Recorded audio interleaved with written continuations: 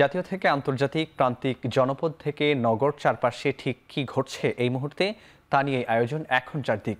সঙ্গে আছি আমি ফরহাদ বিন নূর। মিটফোর্ডে ব্যবসায়ী সোহাগ হত্যার ঘটনায় দায়ের করা মামলায় গ্রেপ্তার 5 আসামির মধ্যে টিটন গাজীকে হত্যার রহস্য উদ্ঘাটনের জন্য 5 দিনের রিমান্ড মঞ্জুর করেন ঢাকা মেট্রোপলিটন ম্যাজিস্ট্রেট আদালত। এছাড়া আসামি রবিন অস্ত্র মামলায় স্বীকারোক্তিমূলক জবানবন্দি দিয়েছেন আদালত। শনিবার আসামি টিটন গাজী ও রবিনকে তোলা হয় আদালতে, পরে এই আদেশ দেন আদালত। এ সময় আদালতে তারা নিজেদের হত্যাকাণ্ডে জড়িত নন বলে দাবি করেন। এদিকে সোহাগ হত্যার ঘটনায় গ্রেপ্তারকৃত আরেক আসামি মাহমুদুল হাসান মাহিনও 5 দিনের রিমান্ডে আছেন।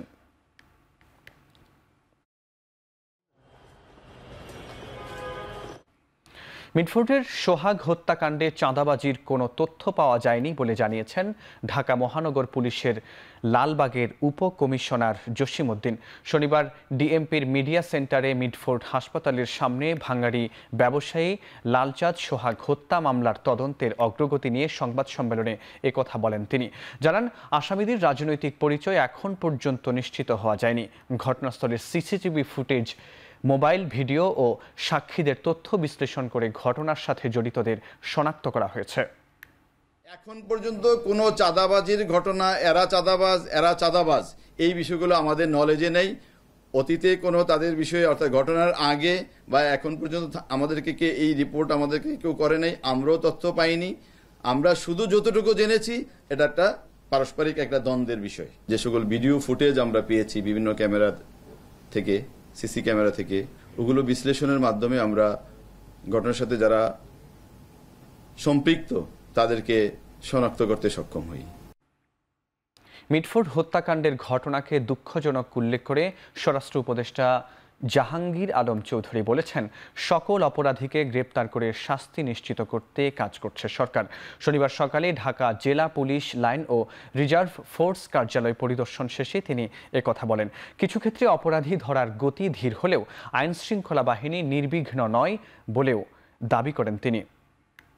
এই ঘটনা একটা সভ্য দেশে ঘটে, এটা কোনো সময় আশা করা যায় না। তো এটার জন্য যারা দায়ী এদের কিন্তু আমরা আইনের আওতায় অলরেডি 5 জন, গত রাত্রেও একজন ধরা হয়েছে, এর আগেও 2 জনকে হাতিয়ার সহ র্যাব ধরছে, 2 জনরে এই মেট্রোপলিটন পুলিশ ধরছে, আরও একজনরে রাত্রে মেট্রোপলিটন পুলিশ ধরছে, এবং ডিবি টিমগুলি বিভিন্ন জায়গায় কর্মরত আছে। মিটফোর্ডে ব্যবসায়ী সোহাগ হত্যা মামলা দ্রুত বিচার ট্রাইব্যুনালে হস্তান্তর করা হবে বলে জানিয়েছেন আইন উপদেষ্টা ডক্টর আসিফ নজরুল। ফেসবুক স্ট্যাটাসে তিনি আরও লেখেন, নারকীয় হত্যাকাণ্ডের দ্রুত বিচারে বদ্ধপরিকর সরকার। শনিবার সকালে নিজের ভেরিফাইড ফেসবুক পোস্টে আসিফ নজরুল লেখেন, ঘটনার সাথে জড়িত 5 জনকে এরই মধ্যে গ্রেপ্তার করা হয়েছে। সর্বোচ্চ গুরুত্ব দিয়ে তদন্ত করছে পুলিশ। নৃশংস এই হত্যাকাণ্ডের দ্রুত বিচার করে দৃষ্টান্তমূলক শাস্তির ব্যবস্থা করা হবে বলেও আশ্বস্ত করেন তিনি। ফ্যাসিবাদ পতন হলেও এখনও অদৃশ্য একটি চক্র বাংলাদেশ নিয়ে গভীর ষড়যন্ত্র করছে, এমনটাই মন্তব্য করেছেন বিএনপির ভারপ্রাপ্ত চেয়ারম্যান তারেক রহমান। শনিবার সন্ধ্যায় গুলশানের ছাত্রদলের উদ্যোগে আয়োজিত জুলাই গণ অভ্যুত্থানে আহত ও শহীদদের নিয়ে মতবিনিময় সভায় ভার্চুয়ালি অংশ নিয়ে একথা বলেন তিনি। তারেক রহমান আরও বলেন, অপরাধী কোনো দলের হতে পারে না। একই সাথে মিটফোর্ডের সামনে ব্যবসায়ী হত্যাকাণ্ডের ঘটনায় এখনও কেন মূল হোতাকে আটক করা হয়নি এ নিয়েও প্রশ্ন তোলেন তারেক রহমান। দেশের বর্তমান পরিস্থিতি উল্লেখ করে তারেক রহমান বলেন, প্রশাসনে আওয়ামী লীগের দোসরদের পাশাপাশি নতুন কেউ ষড়যন্ত্রে যুক্ত হয়েছে কিনা এ নিয়েও প্রশ্ন তোলেন তারেক রহমান। বলেন, কেউ কেউ ইস্যুহীন বিষয়কে ইস্যু বানিয়ে দেশকে অস্থির করে তুলেছে। সভায় বিএনপির মহাসচিব মির্জা ফখরুল ইসলাম আলমগীর বলেন, যে ঘটনাগুলো ঘটছে দ্রুত তদন্ত করে প্রকৃত অপরাধীদের আইনের আওতায় আনতে হবে।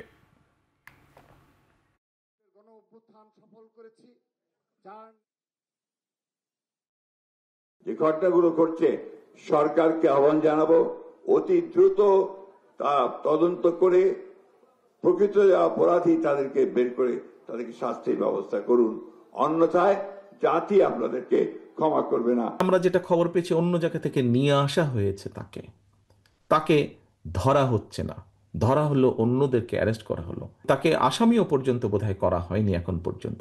কেন হয়নি, কেন ধরা হচ্ছে না? বরাবর আমরা বলেছি অন্যায়কারী আইনের দৃষ্টিতে তার বিচার হবে, দলের সাথে তার কি সম্পর্ক, কিচ্ছু যায় আসে না তাতে। এদিকে মিটফোর্ড হত্যাকাণ্ডের ৬০ ঘন্টা পেরিয়ে গেলেও প্রমাণ সাপেক্ষে মূল আসামিদের গ্রেপ্তার করা হয়নি বলে অভিযোগ জানিয়েছেন যুবদল সভাপতি মোনায়েম মুন্না। শনিবার সকালে নয়াপল্টনের সংবাদ সম্মেলনে দেশের আইন শৃঙ্খলা পরিস্থিতি নিয়ে উদ্বেগ জানান তিনি। বলেন, অভিযুক্তদের দল থেকে আজীবনের জন্য বহিষ্কার করা হয়েছে। বুধবারের হত্যাকাণ্ড ২ দিন পর আলোচনায় আসার পিছনে কোনো উদ্দেশ্য আছে কিনা তাও খতিয়ে দেখার আহ্বান জানান যুবদল সভাপতি।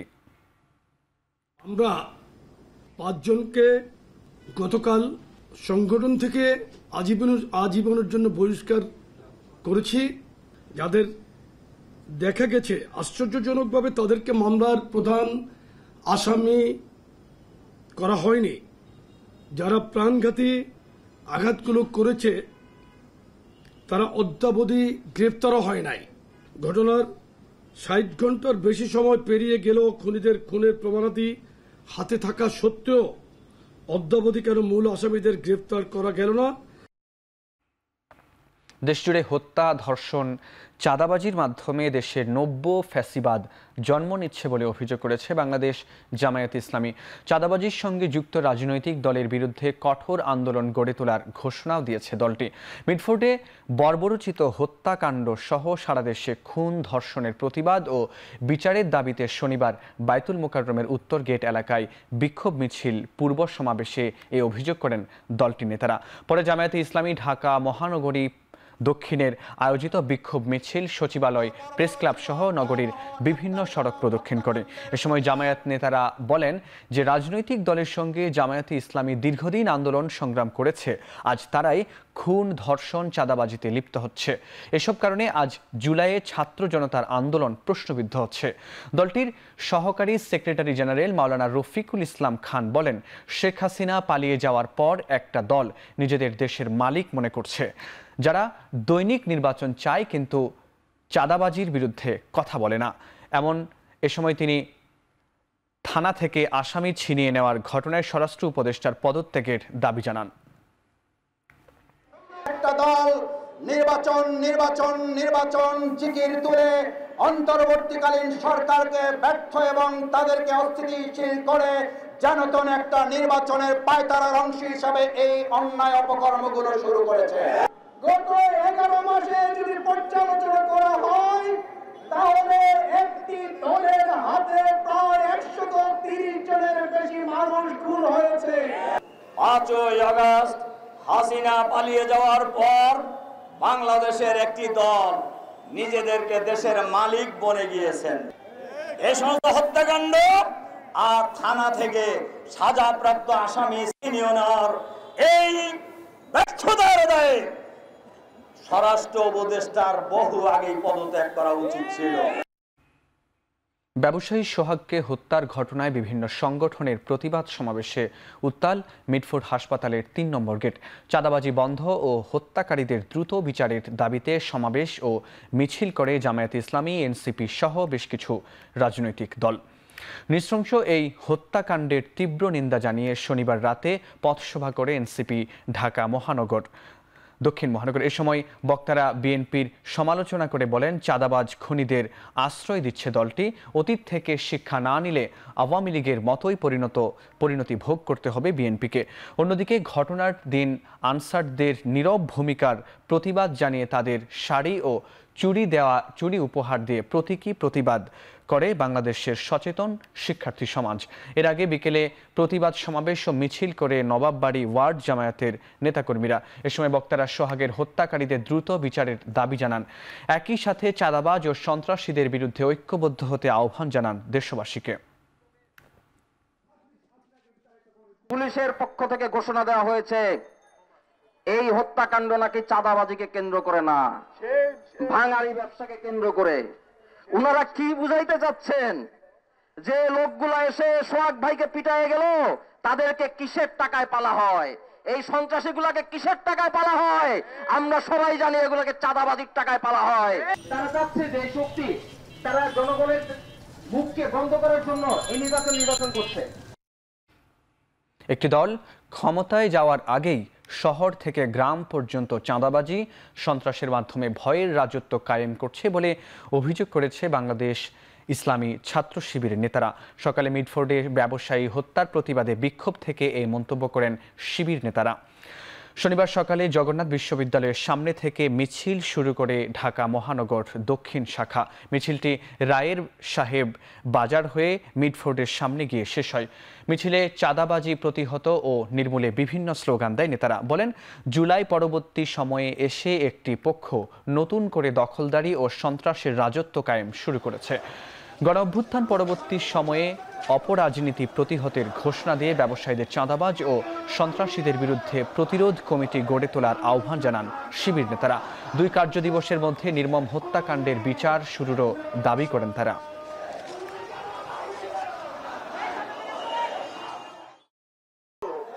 বর্তমানে সেই প্রকাশ্যে দল আবার পাথর দিয়ে মানুষ হত্যা করে তারা আবার ক্ষমতায় সাদা সাধন করার চেষ্টা করছে। আমরা বলতে চাই, জুলাইয়ের প্রজন্ম বেঁচে থাকতে আমরা তাদের এই স্বপ্ন বাস্তবায়ন হতে দিব না। সন্ত্রাসীরা আমাদেরকে আতঙ্কগ্রস্ত করতে এই হত্যাকাণ্ড ঘটিয়েছে। তারা একের পর এক সারা দেশের প্রত্যেকটা গ্রামে গঞ্জে মহল্লায় বাজার ঘাটে দোকানপাট থেকে শুরু করে কোন একটা প্রতিষ্ঠান বাদ রাখে নাই যেখানে তারা চাঁদাবাজি শুরু করে নাই। চাঁদাবাজিদের বিরুদ্ধে নতুন বন্দোবস্ত এর হুঁশিয়ারি দিয়েছেন জাতীয় নাগরিক পার্টির আহ্বায়ক নাহিদ ইসলাম। সবাইকে ঐক্যবদ্ধভাবে চাঁদাবাজির বিরুদ্ধে রুখে দাঁড়ানোর আহ্বান জানান তিনি। এছাড়া সাতক্ষীরায় রেললাইন, জলবায়ু এবং উপকূল রক্ষা নিয়ে কাজ করার আশ্বাস দেন তিনি।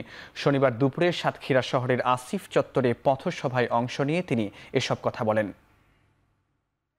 ছাত্র তরুণ জনতা 16 বছরের ফ্যাসিস্ট স্বৈরাচারী হাসিনাকে দিল্লিতে পাঠাতে পারছে।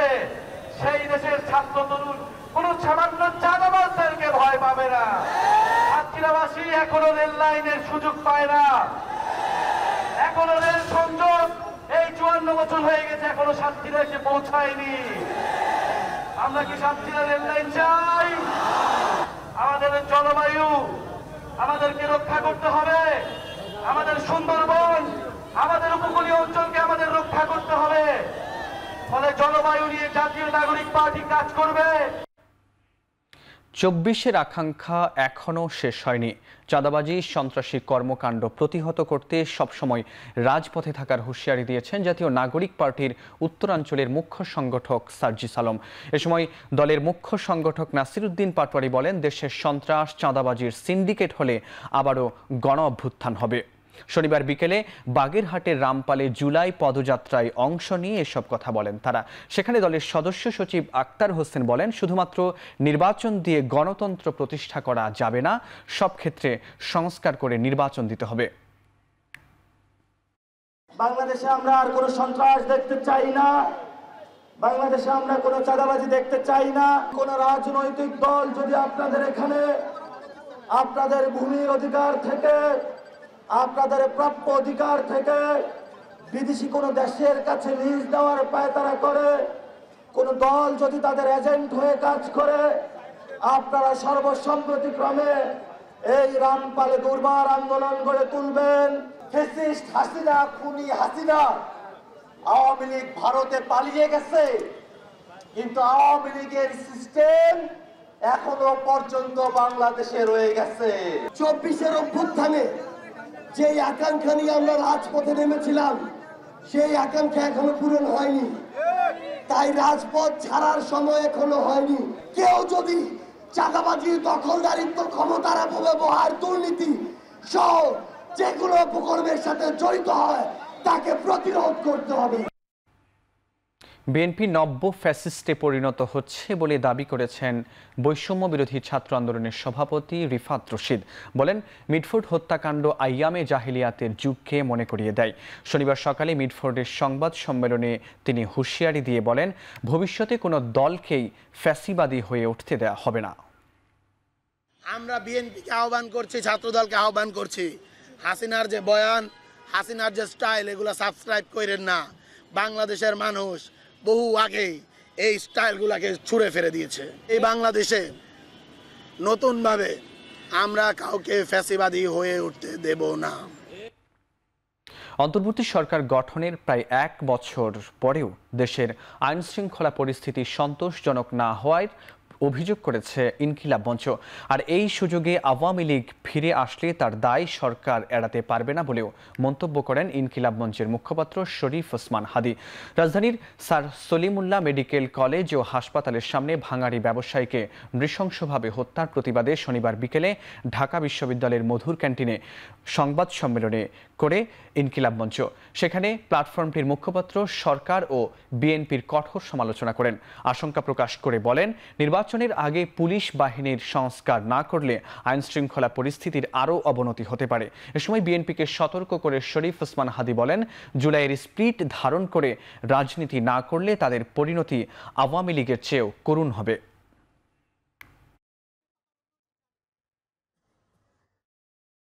সরকার বলছে বা সরকারের একজন উপদেষ্টা, মানে এটা সরকারেরই ভয়েস নিশ্চয়ই, যে প্রস্তর যুগে এসছে। তো এই যে জুলাইয়ের পরে আদিম অসভ্যতায় ফিরে যাওয়া, আপনি যেটাকে বলেছেন, তাহলে গত 1 বছর আপনারা তো বাংলাদেশের ইতিহাসে সব থেকে সুশীল, সভ্য, মডেস্ট সরকার আপনারা।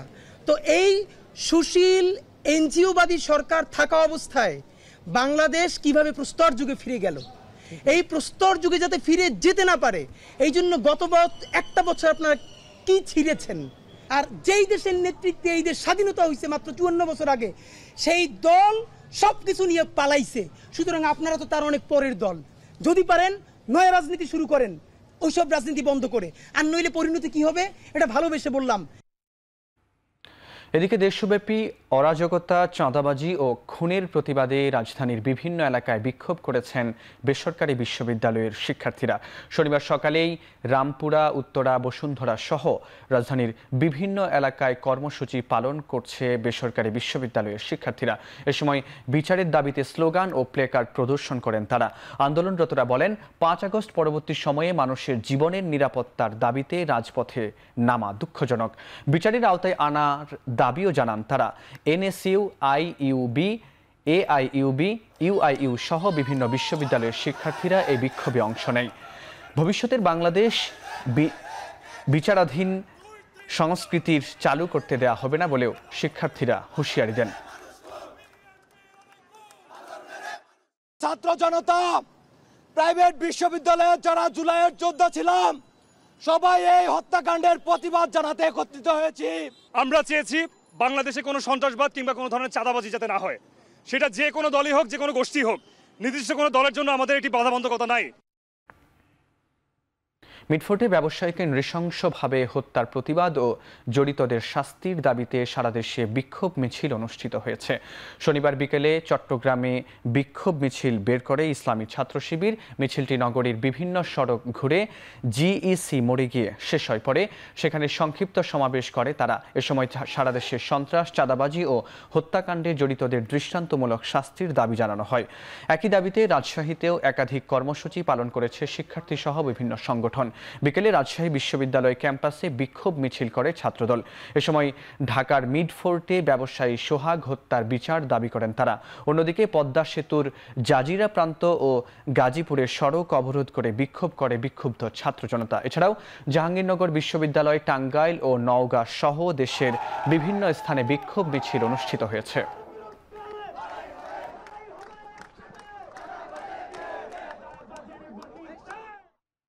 খুলনার দৌলতপুরের সাবেক যুবদল নেতা মাহবুব হত্যায় জড়িতদের গ্রেপ্তারের চেষ্টা চলছে বলে জানিয়েছে পুলিশ। শনিবার সকালে নিহতদের বাড়িতে যায় খুলনা মেট্রোপলিটন পুলিশের একটি তদন্ত দল। এ সময় পরিবারের সঙ্গে কথা বলেন তারা। পরে সাংবাদিকদের পুলিশের উপকমিশনার জানান, গুরুত্বপূর্ণ কিছু তথ্যের ভিত্তিতে তদন্ত চলছে, দ্রুত সময়ের মধ্যেই জড়িতদের গ্রেপ্তার করা হবে। এদিকে নৃশংস এই হত্যাকাণ্ডে শোকের ছায়া নেমে এসেছে মাহবুবের পরিবারে। বাবাকে হারিয়ে নির্বাক 8 বছরের মেয়ে জান্নাতুল মাওয়া ও 12 বছরের জান্নাতুল ফেরদৌস। রাজনৈতিক শত্রুতার জেরে এমন হত্যাকাণ্ড বলে প্রাথমিক ধারণা পরিবারের। জড়িতদের দ্রুত গ্রেপ্তারের দাবি স্বজনসহ এলাকাবাসীর। তবে এ ঘটনায় এখনও মামলা করেনি নিহতের পরিবার।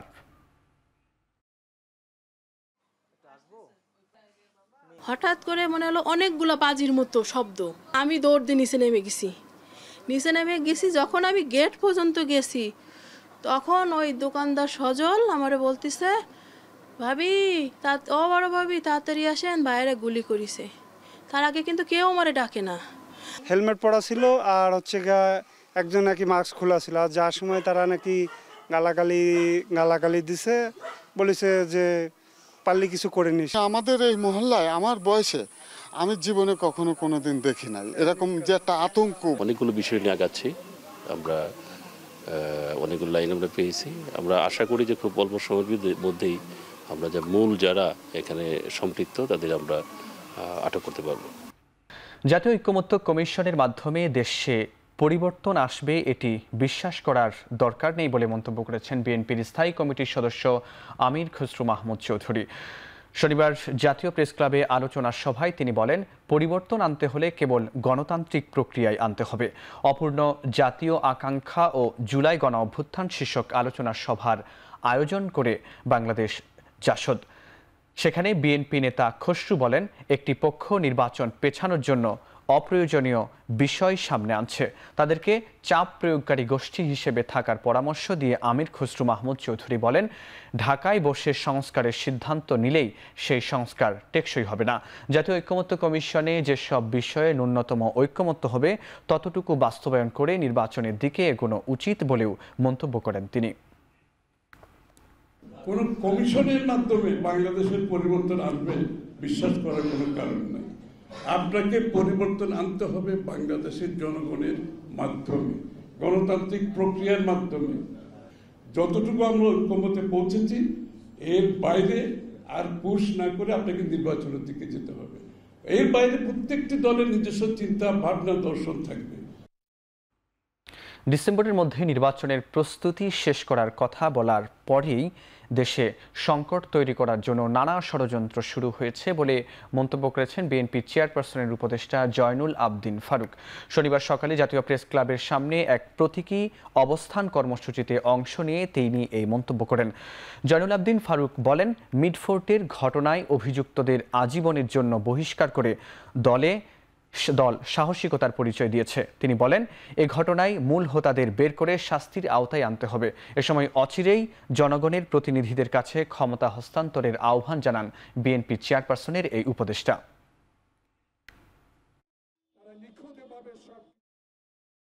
ডিসেম্বরের মধ্যে নির্বাচনের প্রস্তুতি নিতে বলে দিলেন। তখন এই হত্যাকাণ্ড, তখন এই বিব্রত অবস্থা, বাংলাদেশে আজকে বিরাজমান সংকট তৈরি করার জন্য নানা ষড়যন্ত্র শুরু হয়েছে। প্রধান উপদেষ্টা মহোদয়, সব কিছুকে আপনি কানে নিয়ে এই কথা না শুনে আপনার অঙ্গীকার আপনি আবার নির্বাচনের তফসিল ঘোষণা করে বাংলাদেশে রাজনৈতিক সরকার সংসদ কায়েম করা দরকার। আগামী নির্বাচনের আগে লেভেল প্লেইং ফিল্ড নিশ্চিতের দাবি জানিয়েছেন জামায়াতে ইসলামীর সেক্রেটারি জেনারেল মিয়া গোলাম পড়ুয়ার। এদিকে ব্যবসায়ী সোহাগ হত্যাকাণ্ড নিয়ে দেশের বাইরে থেকে জামায়াতের আমির নিন্দা জানিয়েছেন বলেও জানান তিনি। শনিবার ডিপ্লোমা ইঞ্জিনিয়ার ইনস্টিটিউটে 7 দফা দাবিতে 19 জুলাই সোহরাওয়ার্দী উদ্যানে জামায়াতের জাতীয় সমাবেশ বাস্তবায়ন ঘিরে পেশাজীবী প্রতিনিধি সভায় যুক্ত হয়ে এসব কথা বলেন মিয়া গোলাম পড়ুয়ার। আমির জামাত চীন সফরে আছেন, সেখান থেকে গভীর রাতে তিনি কথা বলতে পারছিলেন না যে আপনারা কি করছেন, কি হলো, এই নিষ্ঠুরতা দেশে হচ্ছে। আমি প্রশাসনকে বলবো, এমন কোন ভূমিকা পালন করবেন না যেন খুনিরা রক্ষা পেয়ে যায়। যেই হোক, দল মত আমাদের কাছে প্রশ্ন নয়, সে মানুষ, সে আশরাফুল মাখলুকা। গণতান্ত্রিক রাষ্ট্র গঠনের সংগ্রাম একক ব্যক্তি কিংবা রাজনৈতিক দলের নয়, বরং এটি জনগণের সম্মিলিত প্রয়াসের অংশ। প্রতিষ্ঠানগুলোকে ব্যক্তির ঊর্ধ্বে উঠে কাজ করতে পারা বলে জানিয়েছেন জাতীয় ঐক্যমত্য কমিশনের সহসভাপতি অধ্যাপক ডক্টর আলী রিয়াজ। শনিবার সকালে ডিআরইউ মিলনায়তনে ছাত্র শ্রমিক জনতার গণ অভ্যুত্থানের বর্ষপূর্তি বাংলাদেশের গণতান্ত্রিক অভিযাত্রা শীর্ষক আলোচনা সভায় তিনি একথা বলেন। এ সময় তিনি বলেন, 53 বছর ধরে দেশের রাজনৈতিক সাংস্কৃতিক দলগুলোতে আসতে পারেনি, এমনভাবেই মুখিয়ে থাকে যেন এর মধ্য দিয়ে তারা সব ধরনের লাইসেন্স পেয়ে যায়। দেশে জবাবদিহিতার কাঠামো জরুরি বলেও মনে করেন তিনি। বাংলাদেশের মানুষ শুধু গত 16 বছর ধরেই যে ফ্যাসিবাদী শাসনকে মোকাবেলা করেছে তা তো নয়। বাংলাদেশে তো একসময় একদলীয় ব্যবস্থা তৈরি হয়েছিল, তার বিরুদ্ধেও তো মানুষ লড়াই করবার চেষ্টা করেছে। গণতন্ত্রের সংগ্রাম কেবলমাত্র রাজনৈতিক দলগুলোর সংগ্রাম নয়, গণতন্ত্রের সংগ্রাম কেবলমাত্র গোষ্ঠীর সংগ্রাম নয়। যতক্ষণ না পর্যন্ত আমরা বুঝতে পারবো, যতক্ষণ না পর্যন্ত এই স্বীকৃতি আমরা দিতে পারবো যে বাংলাদেশের মানুষের গণতন্ত্রের সংগ্রাম, বাংলাদেশের মানুষের সংগ্রাম, জনগণের সংগ্রাম, ততক্ষণ পর্যন্ত আমরা সীমাবদ্ধ চিন্তা দিয়ে, দলীয় সংকীর্ণতা দিয়ে, সামান্য অর্জনের লোভে বাংলাদেশের মানুষের সঙ্গে বিশ্বাসঘাতকতা করব। জুলাই আগস্টের হত্যাযজ্ঞে নিজের এবং প্রধান ও সহযোগী অভিযুক্তদের অপরাধ সম্পর্কিত সম্পূর্ণ সত্য প্রকাশ করার শর্তে সাবেক আইজিপি চৌধুরী আবদুল্লাহ আল মামুনের ক্ষমার বিষয়টি বিবেচনা করা হবে। এ মর্মে লিখিত আদেশ প্রকাশ করেছে আন্তর্জাতিক অপরাধ ট্রাইব্যুনাল। তবে পূর্ণাঙ্গ রায়ের আগে জামিনের সুযোগ নেই সাবেক এই আইজিপির। গত 10 জুলাই গণ অভ্যুত্থানে সময় সংঘটিত মানবতা বিরোধী অপরাধের একটি মামলায় শেখ হাসিনা, সাবেক স্বরাষ্ট্রমন্ত্রী আসাদুজ্জামান খান কামাল ও সাবেক আইজিপি চৌধুরী আবদুল্লাহ আল মামুনের বিরুদ্ধে আনুষ্ঠানিক অভিযোগ গঠনের আদেশ দেন ট্রাইব্যুনাল। মোট 5টি অভিযোগ আনা হয় তাদের বিরুদ্ধে। আদেশ পড়াকালীন ট্রাইব্যুনালে বিচারপতি মোহাম্মদ মহিতুল হক এনাম চৌধুরী সাবেক আইজিপিকে জিজ্ঞেস করেন তিনি অভিযোগ স্বীকার করছেন কিনা। এরপরই নিজের অভিযোগ স্বীকার করে রাজসাক্ষী হওয়ার আবেদন করেন চৌধুরী আবদুল্লাহ আল মামুন। পরে আদালত তার আবেদন মঞ্জুর করেন, অভিযোগ গঠনের আদেশ দেন।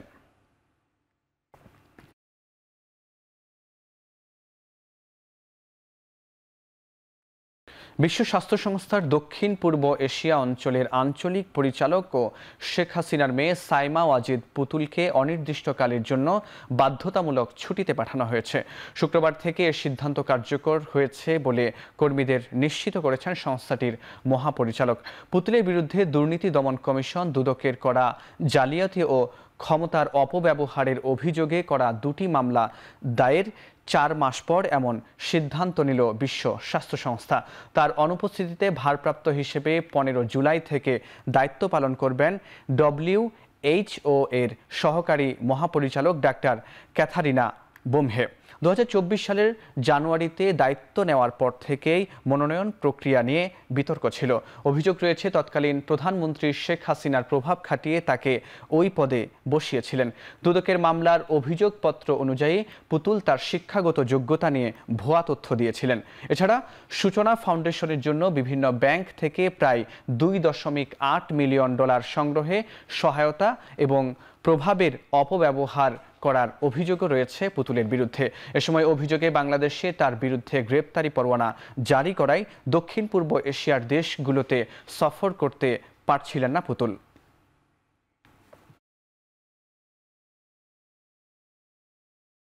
গান, কবিতা ও স্মৃতিচারণে বরণ করা হলো বর্ষাকে। স্কয়ার টয়লেট্রিজের সহযোগিতায় শনিবার রাজধানীর একটি হোটেলে বর্ষাবরণের এই আয়োজন করে MW ম্যাগাজিন বাংলাদেশ। বাদল দিনের প্রথম কদম ফুল শিরোনামে এই আয়োজনে একক সঙ্গীত পরিবেশনা করেন শামা রহমান। বর্ষার আয়োজনকে প্রাণবন্ত করে তোলে অভিনেতা ও নির্মাতা আফজাল হোসেনের আবৃত্তি।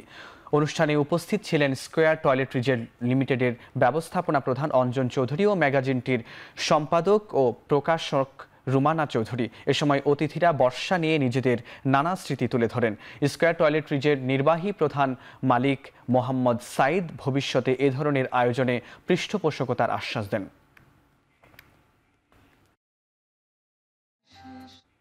দু 2025 সালকে কালার অব দ্য ইয়ার ঘোষণা করেছে এশিয়ান পেইন্টস। এ সময় এবছর নির্বাচিত রং কার্ডিনাল, যা মানব মনের আত্মপরিচয়, স্থিতিশীল গভীর অনুভবকে প্রকাশ করে।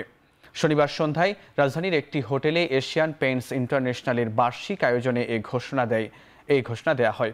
অনুষ্ঠানে উপস্থিত ছিলেন প্রতিষ্ঠানটির CEO জোসেফ ইপেন, রিজওয়ানাল হেড বুদ্ধিদাতা মুখার্জি ও অন্যান্য ঊর্ধ্বতন কর্তৃপক্ষ। বক্তব্যে রঙের উদ্ভাবনে মানুষের জীবনযাপনকে উন্নত করার প্রত্যয় ব্যক্ত করেন তারা।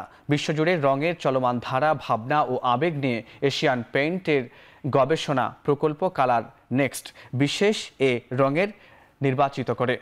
সৃজনশীল শাখার বিশেষজ্ঞ স্থপতি, শিল্পী ও ইন্টেরিয়র ডিজাইনার প্রকল্পটির গবেষণায় অংশ নেন।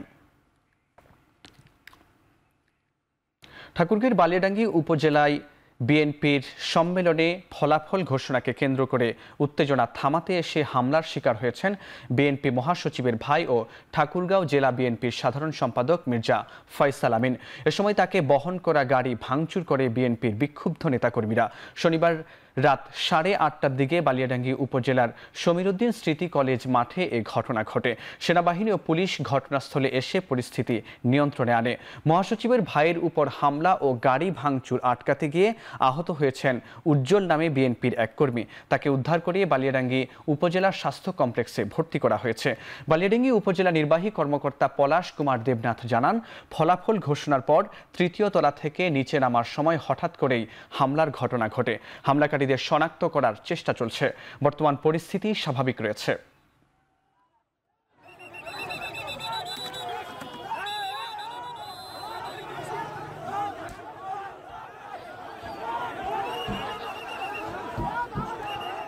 চাঁদপুরে মসজিদের ইমামকে কুপিয়ে আহত করার ঘটনায় অভিযুক্তদের গ্রেপ্তার করেছে পুলিশ।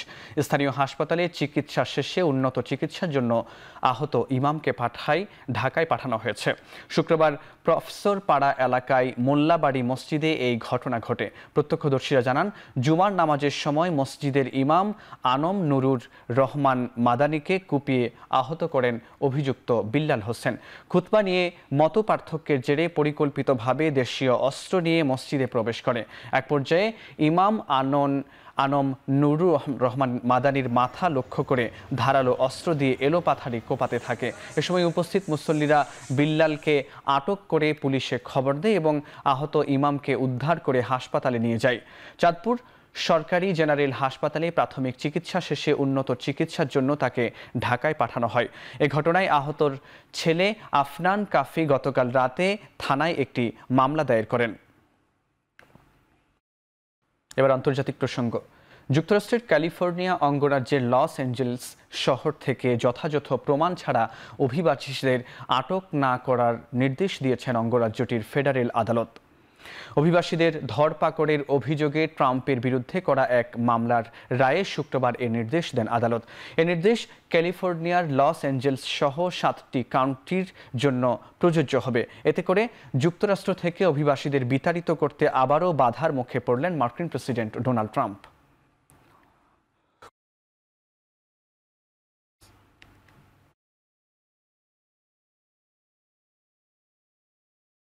যুক্তরাষ্ট্রের টেক্সাসে বন্যা কবলিত এলাকা পরিদর্শন করেছেন মার্কিন প্রেসিডেন্ট ডোনাল্ড ট্রাম্প।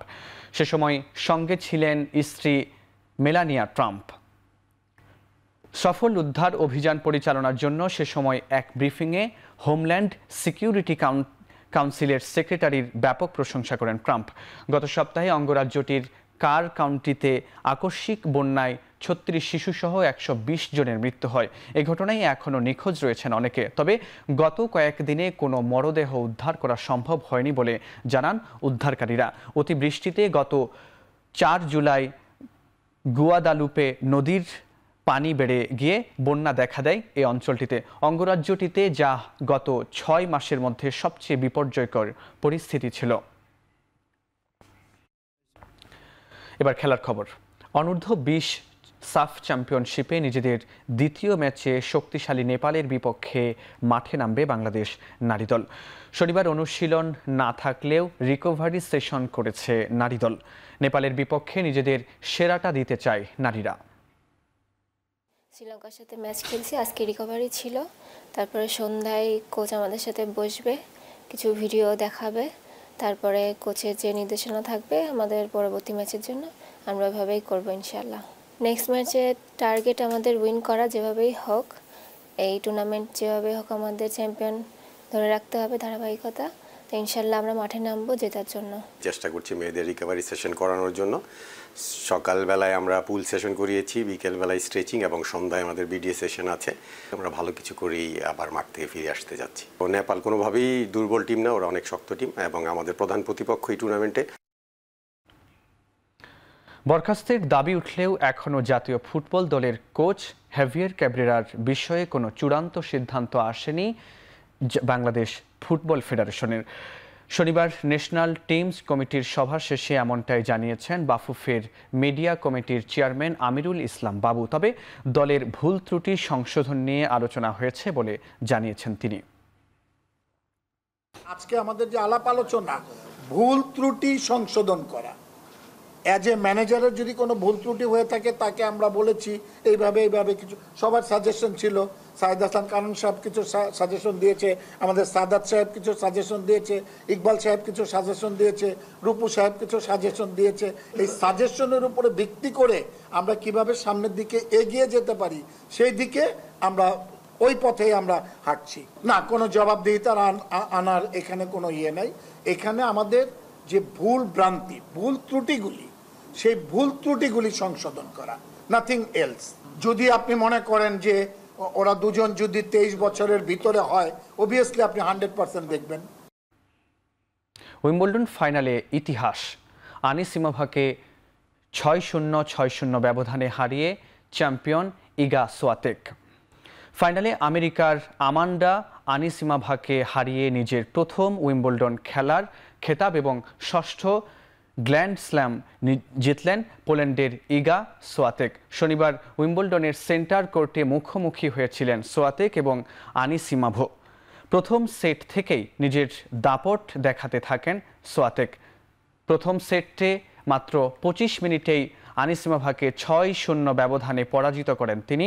দ্বিতীয় সেটেও 6-0 ব্যবধানে পরাজিত করেন প্রতিপক্ষকে। 1988 সালের পর এই প্রথম কোনো গ্র্যান্ড স্লাম ফাইনালে 6-0, 6-0 ব্যবধানে জয়ী হলেন কোনো টেনিস প্লেয়ার। আগের কীর্তি ছিল স্টেফি গ্রাফের, প্রতিপক্ষ ছিলেন সোভিয়েত ইউনিয়নের নাতালিয়া।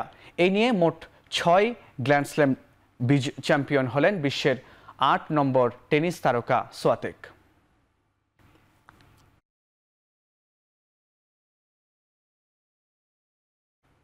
অস্ট্রেলিয়া নিউজিল্যান্ডের তৃতীয় ও শেষ টেস্ট ঘিরে অস্ট্রেলিয়ান শিবিরে এখন ইতিহাস গড়ার উত্তেজনা।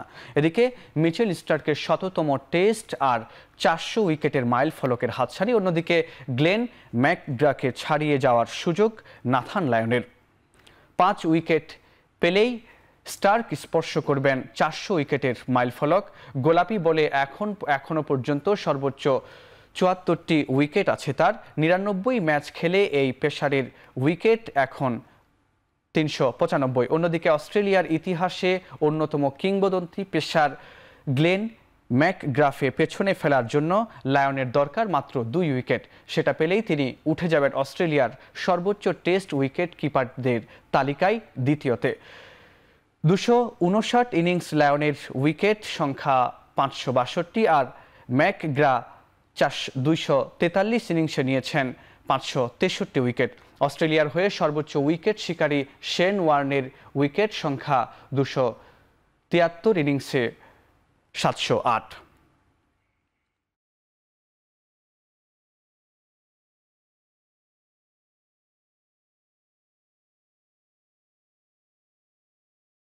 শেষ করছে এখন চারদিক। এখন টেলিভিশন ওয়েবসাইটে দেখতে ভিজিট করুন www.ekhon.tv। এছাড়া ফেসবুকে দেখতে ভিজিট করুন facebook.com/tv.ekhon এবং ইউটিউবে দেখতে ভিজিট করুন youtube.com/t/ekhon tv।